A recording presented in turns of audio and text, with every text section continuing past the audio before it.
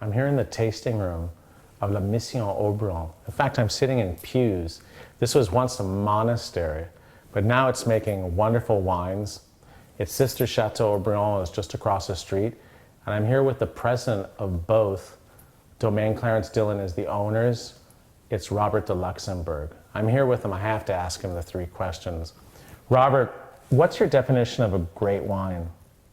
I guess it's confession time here at La Mission. So I think it's an easy question. I think first of all, one I would say a memorable wine. I think a great wine needs to be able to create the same kind of emotion as anything. I know you're a lover of music also, and it might be a beautiful piece of music. It might be, for the nature lover, an extraordinary sunset or an exceptional painting. I think a great wine needs to mark one in that manner. And it might just be another human being that you come across and that you meet.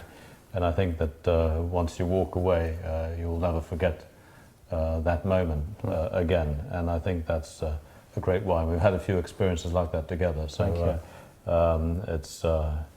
it's that certainly that's what it means to me. You're so right. So the second question is, what's your inspiration as a winemaker? Well, first of all, to be able to suscitate this kind of a experience in other people, to be able to share that. I mean, I'm fortunate enough to be responsible here for overseeing an extraordinary team of people, extraordinary team of winemakers that I'm surrounded by. I'm not an enologue myself, but the only indications that these people have ever been given is to produce great wine.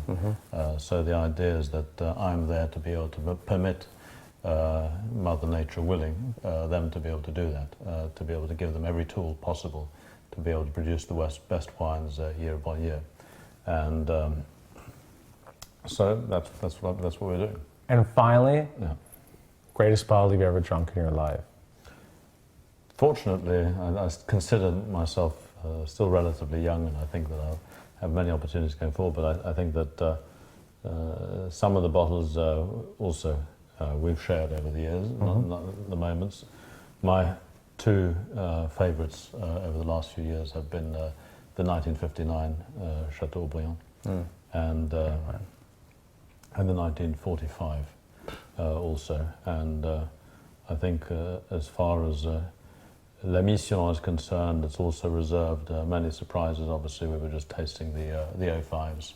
But it might be a smaller vintage that suddenly comes forward, like the 2001 that you don't anticipate, that surprises you, or the 1978 78 La Mission, which I think is an exceptional wine, which is not necessarily known as such. So it's also through the surprises that I think that one can be marked by. So if you had to pick one of those, what would it be? The Desert Island wine today? I mean, they will change and evolve over time. But today in your mind, boom. I would expect the 45, Great wine.